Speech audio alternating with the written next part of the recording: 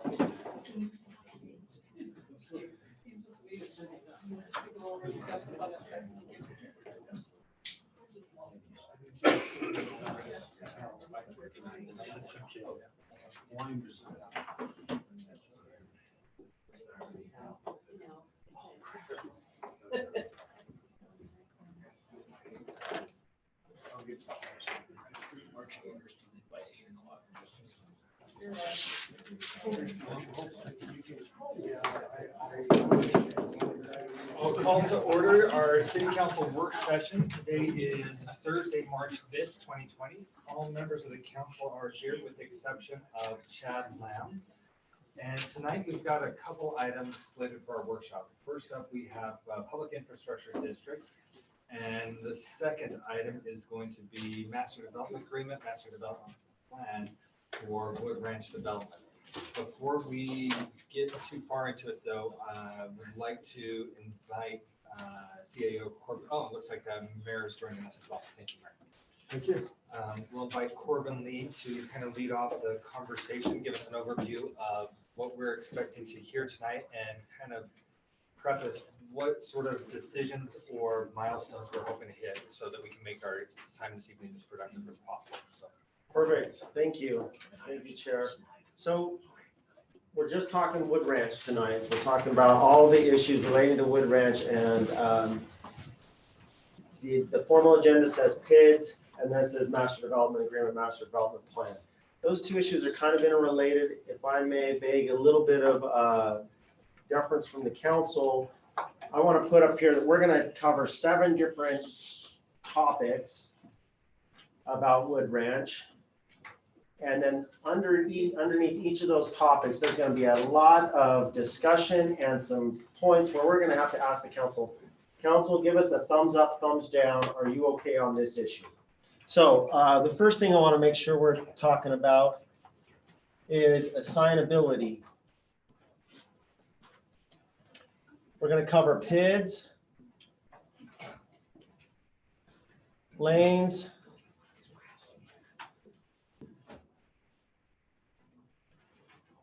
density, dispersion, and phasing. Other contractor issues relating to the MDA.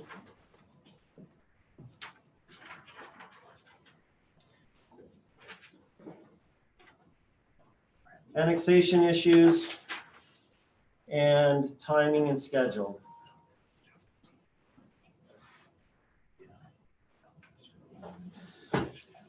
These are the 7 categories we want to cover tonight. This is our outline of how we hope the meeting goes.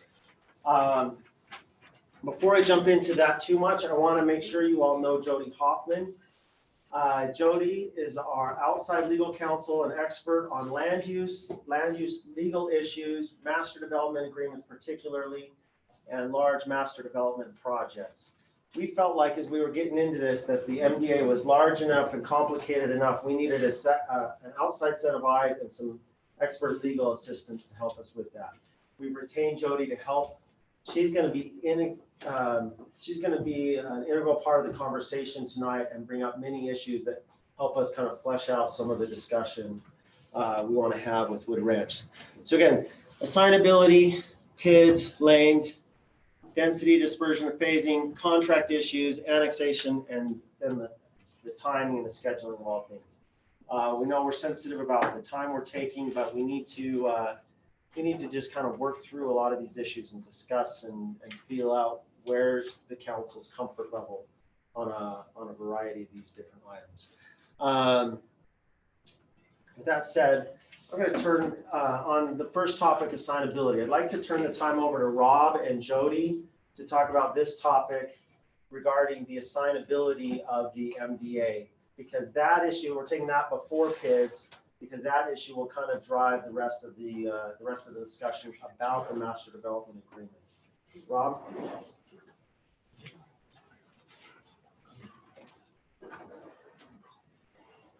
Council, the issue with assignability is something that is not uncommon in these type of developments. Daybreak is asking for certain entitlements from you as a council to do their project in a certain way. Obviously, they're not going to build all the houses, and there's always the chance that a developer will sell the entitlements to another developer. We don't necessarily anticipate that that's what's going to happen here, but when we put these type of entitlement documents together, the prudent way to do that is as if that will happen.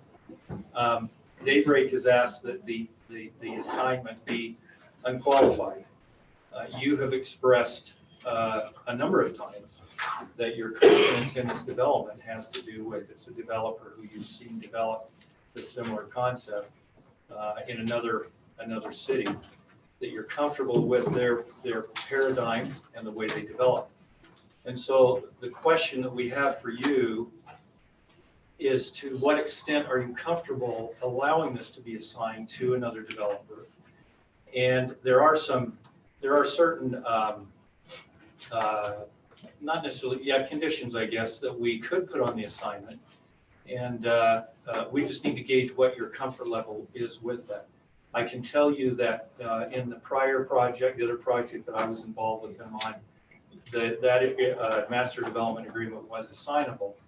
It's a little bit different circumstance than this, not only because of the size, but because of what was behind the development of that property initially. So that's the issue. I'm going to, I guess, Jody, do you want to add anything? Rich, do you want to talk about the needs that you have as a developer in that regard? Okay, well, I mean, I guess the developer, the named developer, master developer, is going to be probably Daybreak Communities or a master partnership that we enter into with our partners to do this project. Now, that entity is going to be managed by Daybreak Communities. So whichever entity is running this project initially is going to have Daybreak Communities as its managing director or whatever. The assignability issue comes typically, a venture agreement will have puts between partners, which may or may not be exercised at some point. If the partner needs out, they let the other partner take over. And it's very common in these agreements to allow one partner to take over from another partner. The other circumstance, which in fact is what happened at Daybreak, is that the entire company is acquired by somebody else who then wants an assignment of the development agreement. And Daybreak, for example, the entire company, everybody here works for Daybreak, was sold kit and caboodle to a large fund, which is who we all work for now. Varde is a $15 billion hedge fund who bought the business, and they needed an assignment of the document. So those are the two most common cases that I foresee happening here, is if they sold somebody. Yeah. So, until just now, I haven't heard you say our partners. So are you going to tell us who your partner is? Actually, it's been in these documents since the application. The venture that is putting this deal together is managed by Daybreak Communities. There is a 45% partner, which would be Ivory Homes. And the other partner is Hadco Development, who has all the mining rights on the property. And so in order to bring all of that to bear, we took in partners in this deal.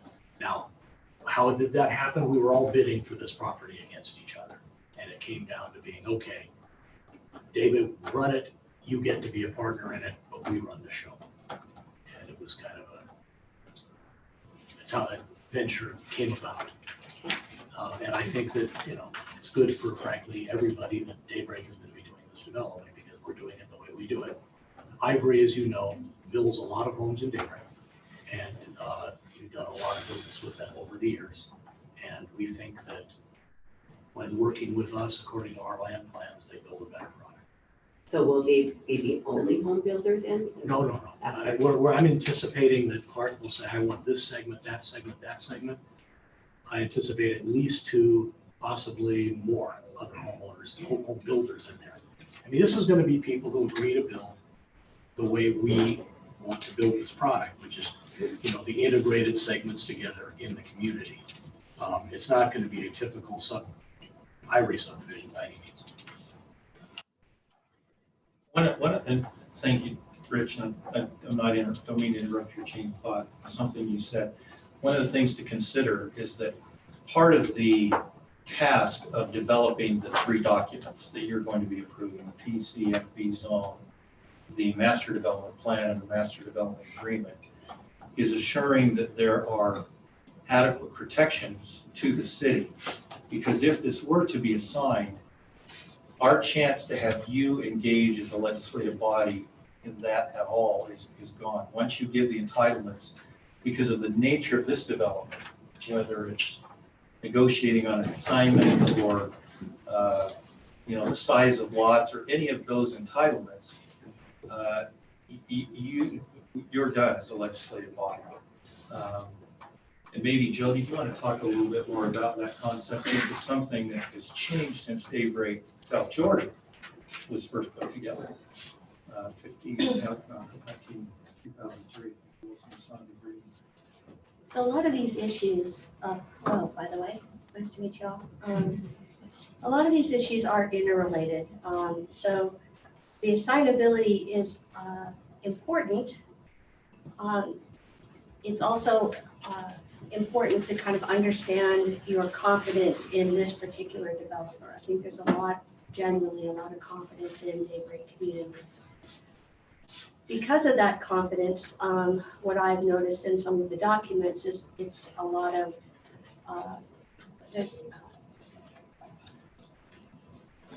Trust us. yes, thank you. It's a lot of less than regulatory language. It's not language that is typically enforceable by a community. Part of that is because, and it's no fault of anyone, part of it is because a lot of the documents came from the concept that was implemented in South Jordan. South Jordan's Daybreak was implemented in 2003 when state law was different. When state law allowed essentially legislative decisions, the discretion to be implemented at a staff level. And so there's a lot of deferral to later decisions at a staff level that probably can't be done in a meaningful way anymore because of changes to the state law in 2005 and 2017. All of the discretion that you plan to exert on this development needs to be pinned down. It may be that you have, and that's how this concept is related to assignability, because when it's these guys, I think there's a fairly high level of confidence that you'll get what you think you're getting. Because it may not always be these guys, the documents need to be more exacting. And we've initiated discussions with these guys about those concepts. It's new in the dialogue. We initiated those discussions with the developer just this week. And I think we're making good progress about how to firm up the documents more than they were in South Jordan, just in light of the fact that state law has changed so much. This may reflect that moment when I spoke to you on the phone. You have one moment in time to capture all of the obligations they're going to have and you can expect.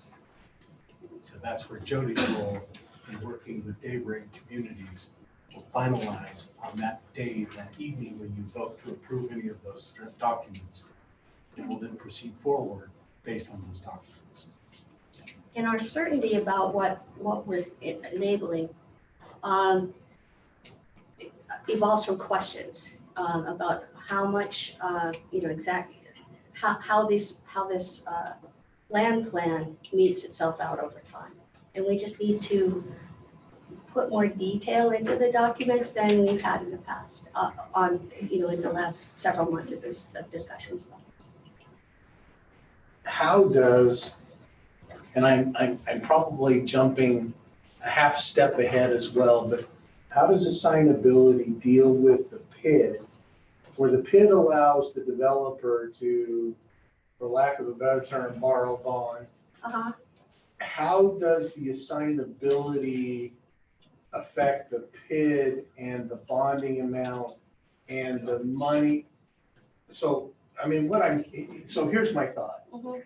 And I'm not saying that Daybreak would do this, but if you've got a PID and you borrow the money, and then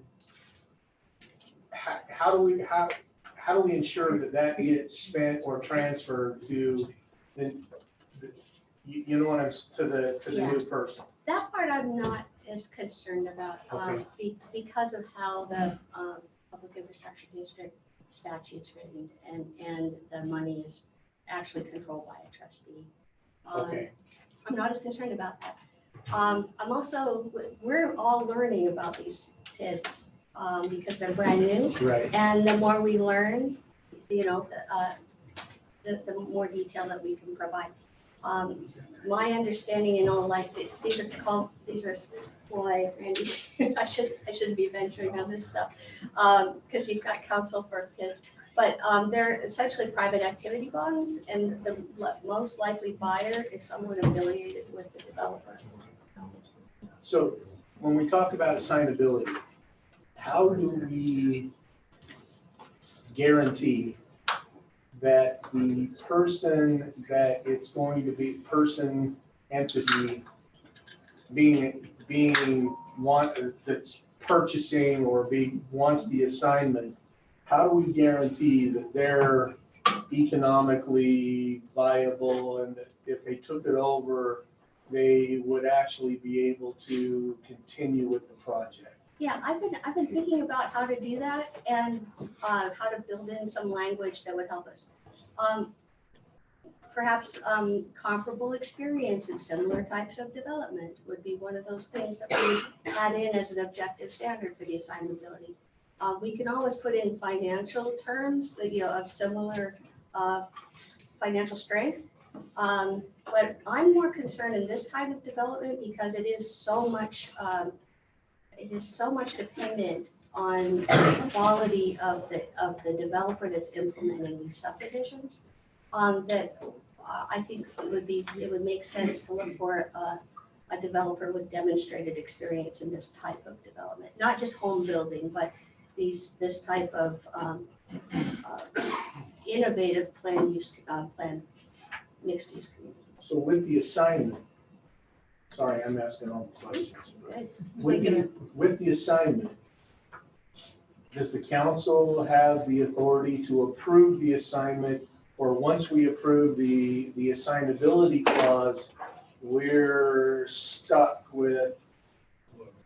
So I think I'm fairly confident the developer's gonna say, come up with some objective standards and that they'll need to agree to those objective standards. And once those objective standards are there, then the council really won't have much say. Can I interject one thing? Yeah. When you expand on that, just from personal experience. There was a time with South Jordan Daybreak where as councils changed, the subsequent councils, some of them didn't understand the concept. And, I can't speculate what would happen, but I know there was a lot of pushback with some of the subsequent councils on wanting some of the plats even approved in subsequent phases of Daybreak, and that wasn't in their purview. And that's one of the risks that these guys face, is that the expenditure of their investment might come to a screeching halt because of an election. And the balance that we've got to reach, that you've got to feel comfortable with, is allowing them to assign this with whatever protections we can come up with that they're comfortable with. And then frankly, there's a certain level of risk, and South Jordan took it also, although their risk was somewhat mitigated by who was Rio Tinto, who owned this initially. But there is some risk that a city has to take with this kind of development. There's the benefit side, in that you're getting, the plan is to get a very cohesive development that becomes a place, as you've heard Stephen call it many, many times. But it is not as comfortable as 40 acres of land where you can see the plat, exactly what's going to be there, and whoever buys it has to build that. Because at this point, when you sign the entitlement documents, that is not going to be nice and clear like it was with most of the other developments that have occurred here in the city. So that's just some perspective. So I guess my question, then going off of what Calvin was saying, is, does the city, let's say we come up with a list and say, these are the things that are required for something to be assigned. Is the city at some point involved with that process and say, yes, we agree that these criteria are met, no, we disagree? Do we still have, or is it just Yes. completely outside? So it would be an administrative act. It wouldn't come to the council again. It might come to you for information, but it wouldn't come to you for a legislative decision because there are objective criteria that they would need to meet. I'll just add on to what you said. Okay. And I think we haven't discussed with the developer what those objective criteria should be. As I've been working on another iteration of the PCFB zone, I'm trying to think about objectively how you would do that in a fair way to the developer, but fair to the city also. Because there is a lot of faith that goes into enacting an ordinance like this and committing to the variability that is just inherent in these types of zones. It is, on the other hand, it's what gets you a beautiful community like Daybreak. So it's what it is. To be bankable for our investors to do this deal, it has to have some reasonable assignability clause. Yeah. Net worth is often a criterion. I don't think I can agree that they have to have a net worth of our current investor, 15 million. Not everybody has 15 million. Right? But there should be some reason. I know this is a new age. I think Bloomberg does. Yeah, you're right. Maybe. Bloomberg clearly Maybe did. spend that on his But does he know homework. anything about development? I don't know. I'm far more concerned about prior experience with this type of development, at least as much as the quality of the financial backing behind it. It takes a special type to do this kind of development. It's not garden variety. And I would suggest that somebody who came along and bought the company, I think, would de facto have the experience because they're buying the guys in the company. Oh, I see. And that is what happened with Rio Tinto. Good. First of all, I apologize for being late. Traffic was really bad. But as we're talking about setting up the structure, this objective list, if you will, yes, there's some flexibility, but the way I look at it from a planning perspective is that the council in a lot of respects already does this, is you have established ordinances and laws in your zoning code. And then you say, okay, as long as you meet these criteria, planning commission, you can go and plat this property. The council normally just sees concept plans anyway, right? And then based on very clear objectives, you defer, you push that administrative review to the planning commission or to staff. So I don't, in my mind, it's not too different from what you've already established. Except, and I'm gonna jump in here. We've seen in the past, with some previous zoning administrators and some of those kind of things, that unless we set some firm criteria and we are exacting in our words, there are going to be people, Scott, I'm going to use the example of the parking structure at Jordan Valley. The zoning administrator had the ability to modify and make minor decisions. And those minor decisions, after how many times they made that minor decision, you come in, you go, holy cow, this isn't a minor decision anymore. And it went back before the planning commission and the city council. We really couldn't recover from it. And we got the worst parking structure in the valley sitting over there at Jordan Valley now. And so I want to make sure that if we set up objective criteria, it's a dot your I, cross the T, yes, you have to check the box with literally zero latitude to make sure that if Daybreak Communities does assign this, that we get a developer that can handle it and not just somebody that says, well, yeah, they kind of meet this, it's good, but we think they're kind of okay. And then it fails, and then somehow somebody else steps in, and then we have a mess. So Yeah, that's where I don't want a whole lot of wiggle room in this when we set up that criteria. I think you've nailed it. And what makes this type of community work is the dialogue between the developer and the home builder or the lot buyer. And a lot of a lot of work is done at that level to get a really quality home. And that's the type of experience that I think we need. If we're going to give them the type of flexibility that they say they need to get the types of walkable communities that they're looking for, that I think you're looking for, we probably need some component that of experience. That they'll continue with staff or something like that. It isn't really the owner that matters as much as it is who's running the shop. All right, council, I'm jumping in. We've been about almost 30 minutes on this topic, so I'm gonna now take a vote. Okay, so get your thumbs ready. Straw poll, we're in a work session. This isn't binding, but we need direction on how to draft the MDA. Council, are you comfortable with an assignability clause with no restrictions attached to it? Okay. Can I use a finger other than my thumb for I was gonna say. That's our baseline, because I didn't think so, okay? I thought that was a no. But what I think I heard was, council, are you okay with an assignability clause that Wood Ranch is asking for, as long as there are objective measures regarding the financial wherewithal of who is assigned to, the experience of who is assigned to, and if the MDA has a lot of specificity in it, and the devil's in the details, I know, but the MDA is more specific than the really broad flexibility that we would get to Daybreak if they weren't assigning it. It was a hard question to ask. Are you okay with an assignability clause if it has some restrictions around it? Alan, can you read back the question? Sorry, yeah. Assignability clause, as long as the MDA is specific and there's some restrictions around who they can assign it to, and a check back with the city administratively. We okay? And can I throw something in at this point? The reason we need you to do this is because they don't want to pay their lawyer.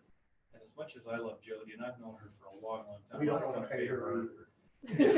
If we're drafting something that you're not comfortable with, you're going to get to review this. And in fact, my intent is on these major issues that we're asking you, when we give you the agreement, it will be highlighted as to what we came up with. And we'll explain to you, to the extent you want us to, what we think that it means that we've been able to come up with. Okay. I'm moving on to the next topic on our outline. PIDs and kind of when and how and where and how much. We'll turn the time over to Denise to start this discussion. Oh, I'm Corbin, gonna, yeah. I'm sorry, Mr. Chair, sorry. I just want to let you know, Randy Larson is here from Gilmore Bell. He's here on his own. He heard we were doing this tonight, and he's come here to answer questions and help on any of the PID discussion you might have. And he has worked with both Daybreak and the city in a number of capacities, so. Or as a new employee. He's already got it. Okay, good. I'd say okay.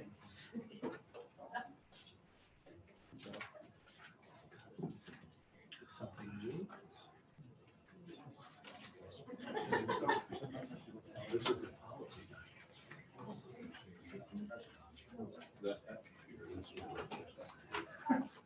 Okay,